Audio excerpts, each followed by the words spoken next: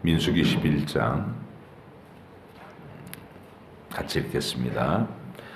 여호와께서 들으시기에 백성이 악한 말로 원망하매 여호와께서 들으시고 진노하사 여호와의 불을 그들 중에 붙여서 진영 끝을 사르게 하시매 백성이 모세에게 부르짖음으로 모세가 여호와께 기도하니 불이 꺼졌더라.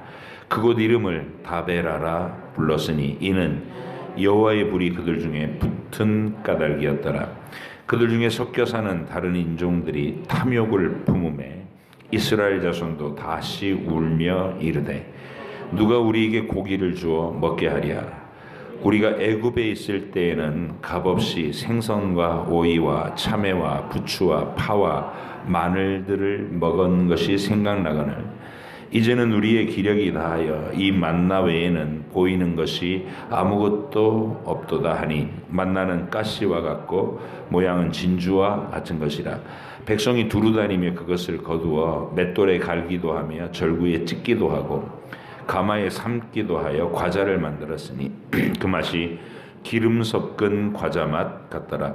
밤에 이슬이 진영에 내릴 때에 만나도 함께 내렸더라. 아멘. 할렐루야.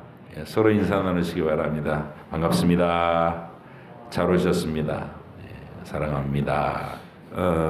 민수기 11장, 12장은 13장과 14장에 나오는 이 가데스바네아에서 불신앙 때문에 약속의 땅으로 들어가지 못하는 이스라엘의 실패를 미리 예고해 주는 듯한 내용으로 구성되어 있습니다. 민수기 전체에서 제일 중요한 사건이 그 가데스바네아 사건이죠.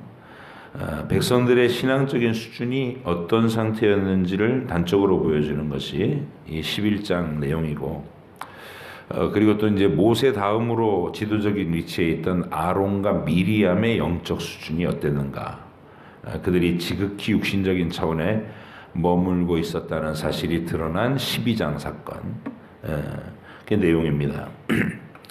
오늘 읽은 본문의 이 11장은 만나만 먹어야 하는 광야에서의 식생활에 대해서, 벌써 이제 애굽에서 나온 지 한 달 보름께부터 먹기 시작했으니까 거의 1년 동안을 이게 만나만 먹은 거예요. 그 단조로운 식생활에 대해서 넌더리를 내면서 고기를 달라, 파와 마늘과 부추와 참외를 달라, 막 이러면서 우는 거예요. 그래서 그게 11장의 내용이 이제 주된 내용이고, 또 굉장히 유명한 장면이기도 하죠. 우리가 다 알고 있는. 그리고 이제 12장에서는 모세가 이 미디안 겐 족속 아내마저 하나 제대로 휘어잡지 못한다는 이유로 손이 누나였던 이 미리암이 모세를 자기 마음속에서 아주 철저하게 평가절하해 버린 겁니다. 그래서 그의 권위를 묵살하는 일이 발생했을 때 하나님이 미리암을 일주일 동안 징계를 내리시는, 나병이 그냥 발해서 일주일 동안 징계 내리신 사건, 그게 이제 12장 사건이에요. 이 두 사건을 보니까 벌써 이게 가데스바네에서 실패할 수밖에 없었던 분위기였구나 알게 되는 것이죠. 그 정도 수준밖에 안 되는 백성들의 믿음이 이 가데스바네아에서 이제 가나안 땅을 앞에 두고 사활을 걸고 거룩한 전쟁을 수행해 갖고 약속의 땅을 정복해야 되는 그 자리에 세워놨으니까 겁을 집어먹고 뒤로 낮아빠진 거죠. 그래서 그게 갑자기 그렇게 되는 게 아니라 과정이 있었다는 겁니다. 과정에서 가데스바네아에서 그들이 불신앙으로 주저앉은 이유는 뭐냐면, 하나님이 우리를 준다고 했던 저 땅, 거기 가보니까 땅은 좋은데 성읍마다 성벽이 막 튼튼하고 견고하고, 그리고 군인들은 막 키가 크고 힘이 세 보이고 아주 훈련이 잘 돼가지고, 그리고 무기도 철병거를 갖고 있고, 우리는 싸우면 100번 진다, 그런 소식을 듣고 막 통곡하고 울부짖고 이게 뭐냐고 우리를 다 죽이려고 여기로 데리고 왔냐고, 애굽으로 돌아가자고 이랬던 게 가데스 바네아 사건이잖아요. 믿음이 없고 배은망덕하고, 그리고 하나님이 애굽에서부터 막 보여주신 그 어마어마한 구원 사건들이 있었잖아요. 그거 다 잊어먹고 다 망각해버리고, 그리고 애굽으로 돌아가자 이랬던 거예요. 가데스 바네아에서. 애굽의 노예로 살다가 하나님의 구출을 받은 그들의 믿음의 수준이 그 정도뿐이었다는 것이 이 출애굽 과정 전체에서 고스란히 계속 나타나는 거예요. 때마다. 오늘 본문에 이 만나를 불평하면서 고기를 먹고 싶다고 원망하는 모습도 그 가운데서 하나이고, 민수기의 대표적인 장면 중에 하나죠. 하나님께서 온 세계 열망 앞에서 이스라엘 백성을 구원의 샘플로 삼으신 건데, 구원이라는 것은 이런 거다라고 보여주시려는 이게 시청각 드라마로 이스라엘의 역사를 사용하시려는 건데, 그때 하나님이 이스라엘 백성들의 그 출애굽 행진을 이렇게 풍요로움으로 그 인도하시겠다는 목표가 아니었던 거예요. 그러니까 흔히들 신의 인도를 받는다 그러면 강하게 되는 거, 그리고 높아지는 거, 유명해지는 것, 이런 것들을 상상하잖아요. 근데 하나님의 목표가 그것과는 전혀 다르다라는 것을 우리가 이제 이 성경 본문과 성경 전체의 진리에서 깨달아야 된다는 것이죠. 만약에 하나님이 풍요와 번영이 하나님의 목표였다면, 애굽을 벗어나자마자 이 광야로 드러났을 때 거기 막 광야가 갑자기 에덴 동산으로 막 바뀌어야 맞았어요. 근데 하나님 그렇게 안 하셨다는 거예요. 에덴 동산으로 안 바뀌었어요. 출애굽한 후에 3일 동안 물이 없이 걸었어요. 그러니까 가도 물이 없으니까 얼마나 조바심이 났겠어요. 그 물 한 가죽 부대에 온 식구가 매달려 갖고 얼마나 아끼면서 먹었겠어요. 다 떨어져 갖고 이제 막 갈증이 심해지는 그때 3일 만에 마라라는 땅에 도착했는데 오아시스가 있어요. 와, 물이다! 뛰어갔는데 물을 먹을 수 있는 물이 아니었던 거예요. 그러니까 그 순간에 이제 막 백성들이 전부 또 패닉 상태에 빠져가지고 원망의 말들을 악독하게 쏟아냈던 거죠. 우리를 다 말려 죽이려고, 갈증나 죽게 하려고 여기까지 데리고 왔냐고, 이런 식으로 원망했어요. 하나님께서 의도하시는 구원이라는 것이 자기 백성들에게 물질적인 풍요와 번영을 주는 것이 주된 목표였다면, 광야를 들어오는 순간부터 그들에게 산의 진미가 차려진 이 궁궐이 나타나도록 해주셨어야 맞는 거죠. 하나님은 어차피 바다를 가르는 기적도 보여주시는 분이었잖아요. 세상의 동화도 알라딘의 마술 램프처럼 광야에 어떤 웅장한 궁궐과 산의 진미가 차려진 그 식탁을 못 주실 이유도 없어요. 근데 하나님이 그들을 그렇게 주시지 않더라는 거예요. 1년여 동안 매일 만나라고 하는 똑같은 음식을 먹인 거예요. 이슬처럼 밤새 내려갔고 아침이 되면 하얀, 이게 무슨 씨앗 모양으로 이렇게 응결이 되는 그런 내용, 그런 것들이 진 사면에 내려져 있고, 그거를 거두어다가 이제 삶아도 먹고 구워도 먹고 뭐 이렇게 가루를 만들어 먹는 거예요. 그들의 표현대로 한다면 한없이 박한 식물인 거죠. 말 그대로 비상식량이었던 거예요. 우리가 전쟁 때 옛날에는, 지금은 이제 전투 식량들도 아주 고급화됐고 많이 휴대하면서도 다양하게 먹을 수 있었지만, 우리 한국 동란 때만 해도 이제 중공군들이 이러던 게 여기 이렇게 띠를 메고 거기다가 미숫가루를 잔뜩 채워가지고 그걸로 연명을 하는 것이죠. 만나가 그 일종의 그런 거예요. 비상식량. 여러분들한테 미숫가루를 한 달 동안만 막 아침 미숫가루, 점심 미숫가루, 저녁 미숫가루, 오늘도 미숫가루, 내일도 미숫가루. 그러면 여러분은 어떠실 것 같아요? 며칠 만에 패닉이 될까요? 제가 볼 때는 이스라엘에서 많이 버틴 거예요. 그죠? 1년 가까이나 그렇게 먹고 많이 버텼던 거예요. 아마 우리는 한 달 정도 하면 전부 패닉 될 거예요. 못 살겠다. 이러면서. 여러분, 이 만나 자체가 우리가 생각하기에는 하나님이 영양가는 충분했다고 봐요. 근데 입맛을 만족시켜주는, 우리 식욕을 만족시켜주는 쪽에서는 완전히 꽝이었던 거예요. 그래서 하나님께서 하늘에서부터 내려주셔서 우리의 생명을 안전하게 보존하시는 이 의미, 하늘의 양식, 그걸 계시해 주신 이 계시의 수단인데, 그 하늘 양식이 우리의 육신의 입맛을 만족시켜 주지는 않더라. 여기 굉장히 중요한 교훈이 들어있는 겁니다. 생존할 수 없는 극한 조건이었던 광야에서도 하나님께서 그들의 생명을 친히 붙들고 계시다는 언약의 증거이기도 했고, 만나는. 근데 음식으로서는 그들의 욕구를 충족시키는 풍요로운 잔치 분위기가 전혀 될 수 없어요. 그냥 또 먹어야 돼 이렇게. 애들도 그러지 않겠어요? 또 먹어야 돼. 어머들이 뭐 굉장히 답답한 마음이었겠죠. 자, 애굽의 노예 생활에서는 해방됐다지만 그들은 먹고 마시고 즐기는 모든 일상은 박탈당한 채로 광야에서 어느덧 1년이라는 시간을 보냈던 것입니다. 그리고 그 1년의 시간 어간에서 백성들은 어느덧 하나님께 구원받은 삶의 조건에 관해서 지금 넌더리를 내고 있는 것입니다. 우리는 흔히 이렇게 접근할 수가 있어요.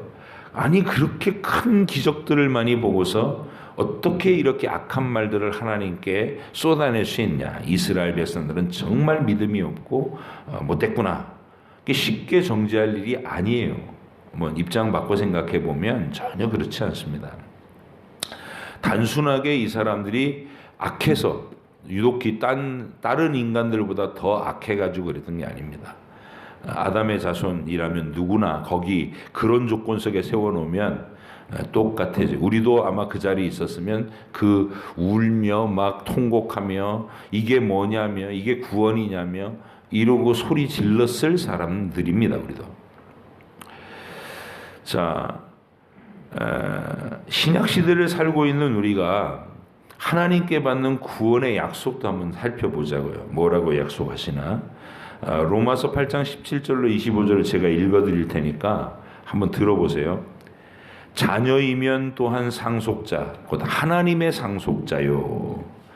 그리스도와 함께한 상속자니 우리가 그와 함께 영광을 받기 위하여 고난도 함께 받아야 할 것이니라. 상속자래요. 지금 당장 손에 쥘 수 있어요, 없어요?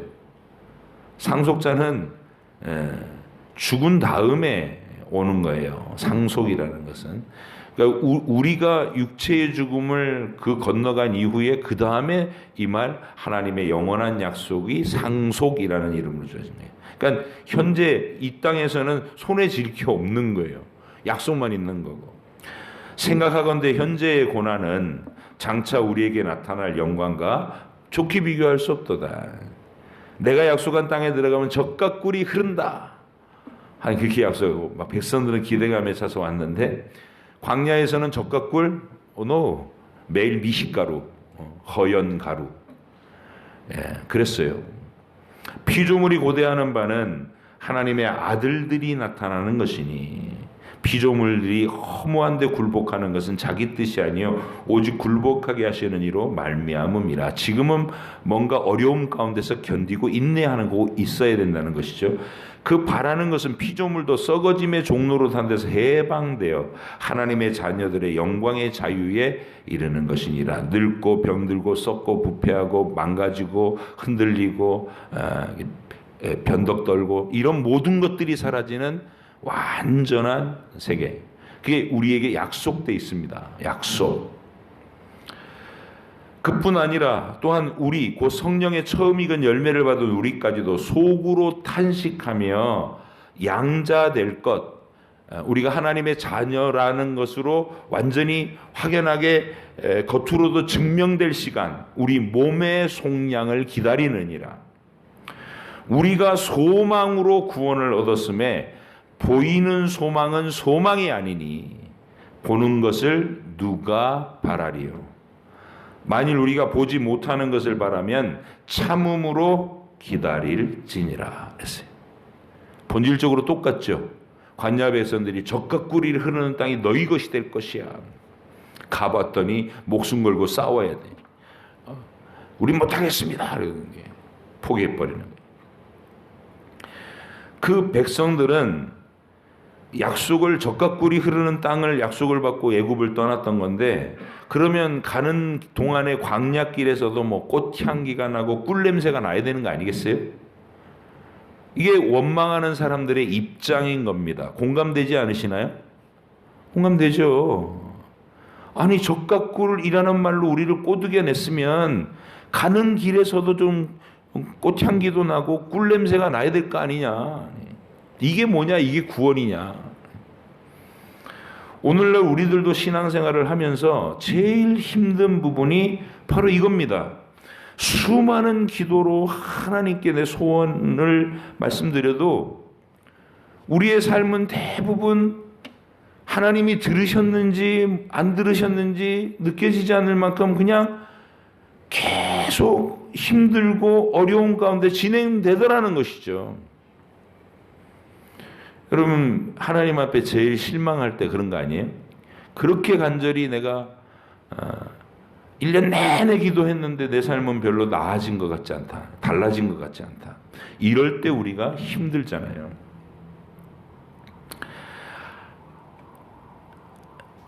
실상 하나님께 기도할 때마다 그 기도한 내용이 척척척 이루어져 가는 것은 쉽게 경험하지 못해요. 왜냐하면 하나님이 계획이 그게 아니기 때문에. 내 소원, 그것도 하나님의 뜻과 일치된 소원도 아니에요. 그냥 고기 먹고 싶다, 마늘 먹고 싶다, 파전 한 장 붙여서 먹고 싶다. 이게 얼마나 절실해요. 광야 백성도 그랬던 거예요. 야, 비가 오는 날 김치 넣고 파 넣고 거기다가 쭈꾸미라도 조금 넣고 부침개 붙여갖고 먹으면 맛있겠다. 이런 거 생각하면 막, 근데 현실은 허연 가루 뭉치 그거밖에 없는 거예요. 자, 그런데 하나님은 구원이라는 과정이, 이 땅에서의 구원이라는 과정이 그렇게 될 것이라고 미리 설명해 주셨고, 그것도 우리한테 이해될 때까지 간곡하게 설명하시곤 했어요. 이게 내 의도다라는 거. 너희의 기도가 이렇게 허공으로 흩어지고 내가 귀가 둔해갖고 하나님이 기도를 못 듣는 게 아니라 내가 너희에게 주려는 구원의 그 내용이 너희가 생각하는 거하고는 좀 차원이 다르기 때문에 이런 것이다라고 설명을 계속 하시는 거예요. 하나님이 말씀하신 젖과 꿀이라는 것은 최종적으로 완성된 하나님 안에서의 영원한 행복, 하나님과 나누는, 하나님께로부터 공급되는 정말 진리의 풍성한 자유와 그 은혜의 깊이를 얘기하는 게 젖과 꿀이 흐르는 땅이라고 표현한 것이죠.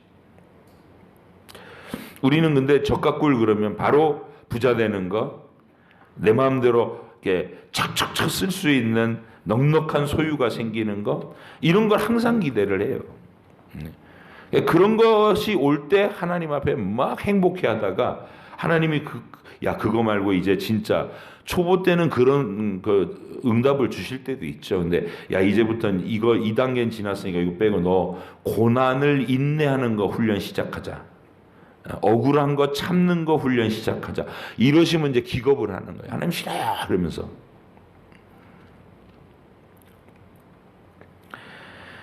하나님이 말씀하신 풍요로움이라는 것은 아직은 이게 하늘의 풍요, 천국의 풍요, 하나님과의 관계성 안에서의 풍요를 얘기하는 거기 때문에 내가 손으로 만질 수도 없고 먹어볼 수도 없는 그런 거예요.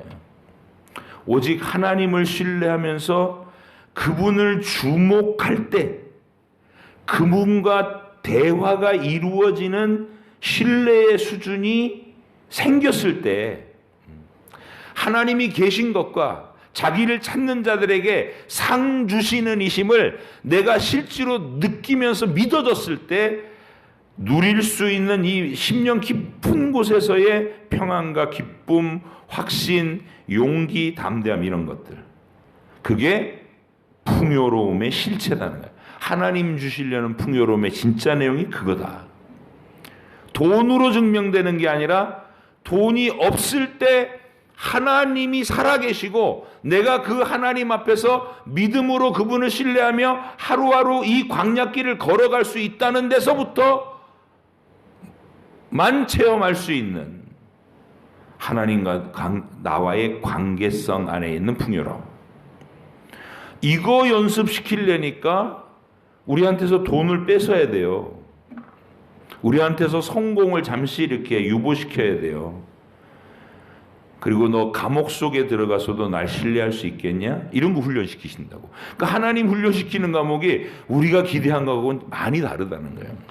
그래서 엉뚱한 기대를 하고 또 적각을 그러면서 자기 혼자서 막 상상의 궁전을 짓는 거예요. 궁전을 짓고 막 큰 금으로 화려하게 장식된 식탁에 그냥 사내진미가 적각굴 이러면서 혼자 왔는데 하나님이 땡볕 강야를 지나가게 하시고 기껏 한다는 게 구름으로 잠깐 가려주시고 밤에는 불 때워주시고 뭐 그 정도예요.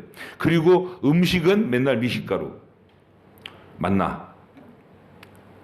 그러니까 이제 이게 구원입니까? 이런 거예요. 적각 꿀이 흐른다더니 이게 구원인가요? 겨우 이건가요? 막 이러면서 이제 화가 나는 거죠. 여러분, 하나님은 이거를 우리 구원받은 인생에게 하나님의 택한 백성에게 납득시키는 게 하나님 편에서 그렇게 어려운 거예요. 그렇게 어려운 거예요. 하나님은 간곡하게 설명하셔요. 번번이 그러니까 이 사람들이 먹을 것 가지고 번번이 화를 내고 뭐 물 가지고 번번이 화를 내니까 하나님이 이제 38년 동안 훈련을 해줬어도 여전히 똑같으니까 모세가 38년은 모압 평지에다가 2세대들을 모아놓고 신명기라고 하는 설교를 할 때 그 얘기를 이렇게 합니다. 신명기 8장 2절로 3절 만나 얘기를 하나님이 꺼내세요. 네 하나님 여호와께서 이 40년 동안에 내게 광야길을 걷게 하신 것을 기억하라. 이는 너를 낮추시며 너를 시험하사 네 마음이 어떠한지 그 명령을 지키는지 지키지 않는지 알려 하심이라. 너를 낮추시며 너를 줄이게 하시며 또 너도 알지 못하면 내 조상들도 알지 못하던 만나를 내게 먹이신 것은 사람이 떡으로만 사는 것이 아니요 여호와의 입에서 나오는 모든 말씀으로 사는 줄을 네가 알게 하려 하심이니라. 이야, 하나님의 계획이 이거라네요. 예? 사람이 떡으로만 사는 것이 아니오라는 말은 이런 말입니다. 맛있는 걸 먹어야만 행복해지는 그런 조건 속 머물러 있지 않게 하려고. 맛있는 거 먹지 못해도 하나님의 입에서 나오는 말씀을 알아듣고 그분과 소통하는 행복 속에 들어가 있으면 내가 줄이고 궁핍한 가운데서도 행복을 느낄 줄 아는 특별한 하늘 백성을 만들려고 너희를 일부러 내가 만나만 먹였다는 거예요. 맛있는 거 다 뺏고.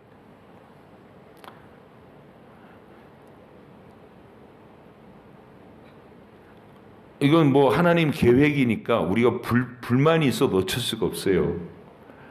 그랬다는데 하나님이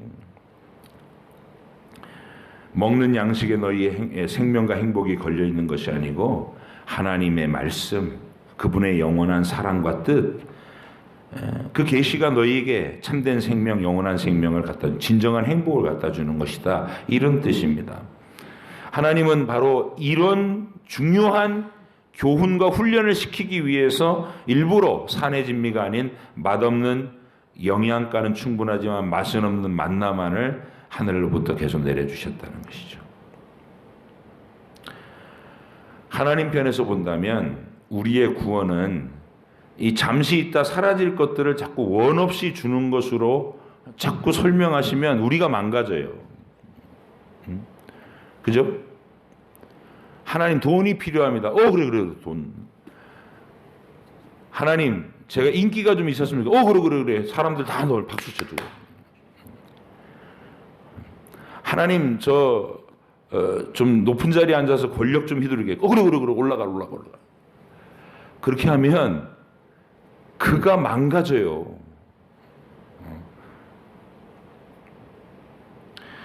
하나님이 주려고 하시는 것은 영원한 것이고 그 누구도 빼앗거나 흔들 수 없는 안전하고 완전한 것이어야 하기 때문에 그걸 우리가 받을 수 있는 이 수준이 돼야 되는 거예요. 그걸 연습시키려는 게 하나님의 계획이다. 인간은 죄로 망가지기 전에는 가장 본질적이고 커다랬던 욕구가 하나님과의 사랑입니다. 여러분, 우리에게 지금 남아있는 가장 강렬한 욕구는 식욕이죠. 식욕. 이게 어느 인간도 예외가 없는 맛있는 거 먹고 싶은 욕구는 누구에게나 충만하고 맛있는 음식 얘기하면 다 즐거워져요. 다 행복하죠. 얼마나 그러면 여러분 TV 한번 켜보세요. TV 프로 중에 얼마나 많은 프로가 먹는 것에 맞춰져 있는가. 리포터들이 가서 막 사 먹고 막 맛있게 먹고 이렇게 맛있다고 막 표현하고 이런 거지. 우리 쳐다보면서 내가 안 먹는데도 즐거워. 이게 욕구가 있어서 그래요. 근데 원래는 그거보다 더 가장 크고 본질적인 욕구가 하나님과의 사랑이 있어요. 그분의 사랑을 받을 때 제일 행복해요. 마치 어린 아기에게 있어서 엄마의 품이 세상의 전부이고 우주보다 더 큰 가치인 것처럼 엄마의 품, 엄마 냄새, 이게 아이가 그것과 멀어지면 뭘 갖다 줘도 안 달래지잖아요. 그때는 맛있는 걸 줘도 안 달래지고 뭐 장난감을 줘도 안 달래지고 막 울잖아요. 엄마. 태초에 우리가 죄로 오염되기 전에 상태가 그랬던 하나님만 계시면 온 우주를 가진 것보다 더 이게 우리의 원래 상태였어요.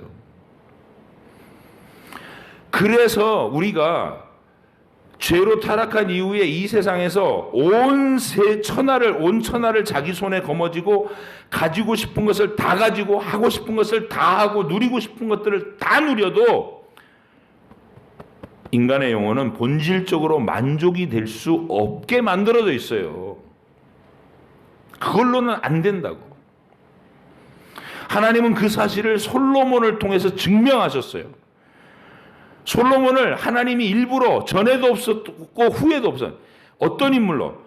가지고 싶은 거 다 가지게 하시고 올라가고 싶은 대로 다 올라가게 하시고 알고 싶은 지식 다 추구하게 하시고 어느 하나 막은 게 없어요. 더 끝까지 꼭대기까지 다 올라가 보게 했는데 거기 올라가 본 솔로몬이 뭐라고 했어요? 허망하다. 채워지지 않는다. 다 가져봤는데 허무하다. 여러분과 제 본질이에요, 그게. 여러분, 하나님이 이제 그 부분을 회복시키려는 겁니다. 우리는 광야 백성의 이 철없는 투정들을 보면서 이 사실에 대한 재점검이 필요해요. 나도 하나님을 믿는다는 이 신앙을 통해서 혹시나 내 육신적인 욕망의 실현을 기대하고 있는 건 아닌지 점검해 보셔야 됩니다. 지금 이스라엘 백성들이 오늘 본문에서 적과 꿀 그러면서 왔기 때문에 만나를 넌덜이 내고 있는 거예요. 하나님이 그 하늘로부터 내려서 그들의 생명을 안전하게 보호장하고 있는 일용할 양식을 충실히 성실하게 공급하고 있는데도 이게 무슨 구원입니까? 이러고 있는 것이에요.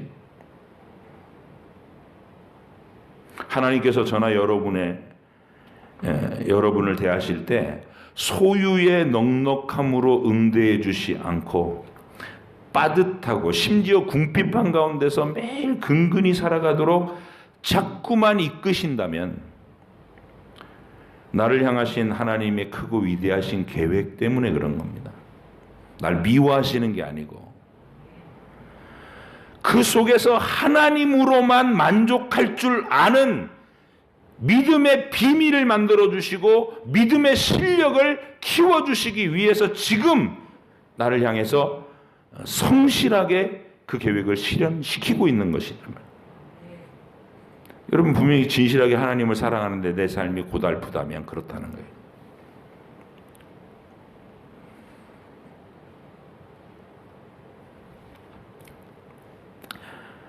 하나님의 위대한 아버지 하나님의 위대한 그 뜻을 철저히 신뢰하면서 아버지 하나님과의 사랑의 관계만으로 한없이 만족해 하셨던 분, 그분이 바로 우리 주님이에요. 예수님.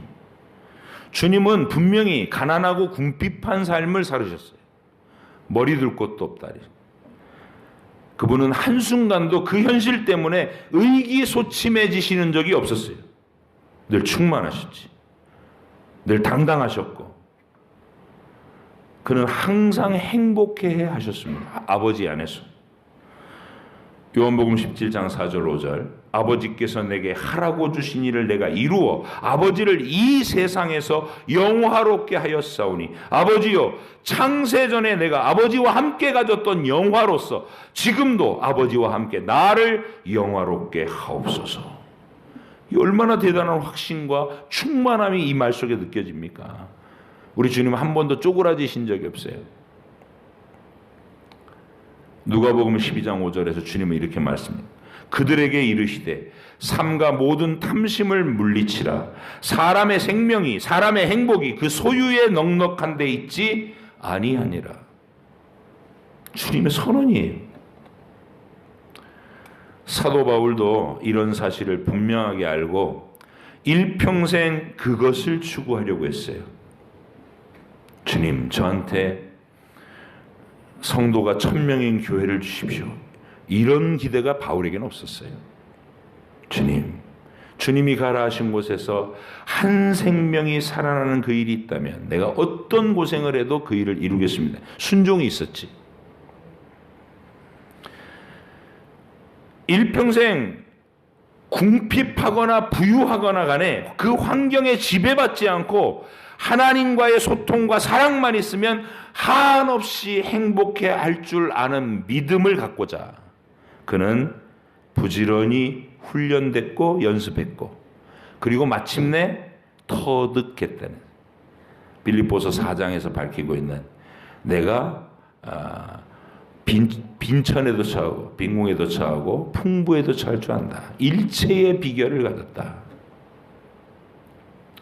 여러분과 제가 기대하는 적과 꿀은 그거여야 하는 하나님 안에서의 풍요, 환경이 흔들지 못하는 절대적인 위로, 어떤 공격과 어떤 억울함과 어떤 비방도 나로 하여금 멘탈이 흔들리게 하지 못하는 절대적인 자존감, 하나님이 날 사랑하신다. 이게 나를 지탱해주는 힘. 주님, 내가 금은보화보다도 그거 주님이 나에게 주려고 하는 그거 내가 간절히 원합니다. 그 믿음, 그 비결, 그 믿음의 능력, 믿음의 비밀을 내게 주십시오. 이게 우리의 기도여야 되고 추구여야 되겠습니다. 여러분, 그 목적, 그것이 우리의 간절히 바라는 목표가 되고 하나님의 약속의 실체라고 붙들게 되면 저와 여러분이 살아가는 태도가 전혀 달라집니다. 일단 첫째로 불평이 없어져요. 환난을 고난 속에 두시면 그 고난 속에서 하나님의 계획이 어떻게 드러날 것인지 기다립니다. 바울이 예루살렘에서 체포돼 가지고 가이사랴의 구금 상태에서 총독들이 로마로 보내달라고 그랬는데 쉽게 안 보내줘요. 황제한테 이걸 보냈다가는 야, 이따위 문제로 나를 번거롭게 자기가 책망 들을까봐 바울을 그냥 구금 상태로 놓고 세월이 하염없이 흘러요. 2년 동안. 2년이라는 세월이 얼마나 깁니까? 구금 상태, 유치장에 들어있는데 일이 진행되는 것도 앞으로 나가지도 않고 뒤로도 못 나가. 그 상태에서 하염없이 기다리는 세월에 바울이 우울증 걸렸다는 소리 없죠. 바울은 조급해하지 않습니다. 하나님이 2년 동안 푹 묵힐 때 그는 조급해하지 않고 하나님 신뢰합니다. 하나님이 다음에 뭘 펼치실까? 그게 하나님의 계획과 의도를 정확하게 아는 사람의 삶의 비결이 될 수 있어요. 그게 행복한 사람입니다. 그게 강한 사람입니다. 그게 뜻을 이루는 사람입니다. 하나님이 그를 높이실 때 아무도 그를 끌어내릴 수 없는 견고한 높음이 될 것이고, 높은 그 자리에서도 함부로 권력의 칼을 휘둘러서 다른 사람을 해하거나 자기를 망치는 일이 없게 되는 거예요. 요셉처럼 고난을 통과했기 때문에 하나님과 깊은 신뢰 속에서 맺어진 풍부함이 그 속에 있기 때문에 권력이 그를 망가뜨리지 못했고 고난이 그를 낙심시키지 못했던 거예요. 이 1절의 비결, 저와 여러분들이 추구해야 될 인생의 목적인 줄 압니다. 이 목표를 가진 사람의 신실한 기도가 잠언서에 표현되어 있어요. 들어보세요. 잠언서 30장 7절로 9절입니다. 내가 두 가지 일을 주께 구하였사오니 내가 죽기 전에 내게 거절하지 마옵소서. 이 사람은 간절히 기도했다는 거예요. 뭘 기도했을까요? 곧 헛된 것과 거짓말을 내게서 멀리 하옵시며 나를 가난하게도 마옵시고 부하게도 마옵시고 오직 필요한 양식으로 나를 먹이시옵소서. 혹 내가 배불러서 하나님을 모른다 여호와가 누구냐 할까 하오며 혹 내가 가난하여 도둑질하고 내 하나님의 이름을 욕되게 할까 두려워함이니이다. 멋진 기도지 않습니까? 우리가 진심으로 이런 기도를 하고 산다면 그 어떤 현실 속에서도 하나님으로 인한 충만한 행복을 결코 뺏기지 않는, 이 민수기 광야 백성들이 하는 실패에 나는 휩쓸리지 않는 그런 복된 주의 백성이 되실 줄로 믿습니다. 기도하겠습니다. 하나님 아버지 감사합니다. 주의 은혜로 이 복된 세계에 우리를 참여시켜 주시고 우리가 방향을 잘 잡아서 인생을 낭비하지 않고 하나님이 나를 빚어내시려는 그 길에 우리도 요셉처럼 모세처럼 바울처럼 다윗처럼 그렇게 순종하며 따라가서 하나님의 계획대로 멋진 하늘 백성으로 빚어지게 하여 주옵소서. 감사드리며 예수님의 이름으로 기도합니다. 아멘.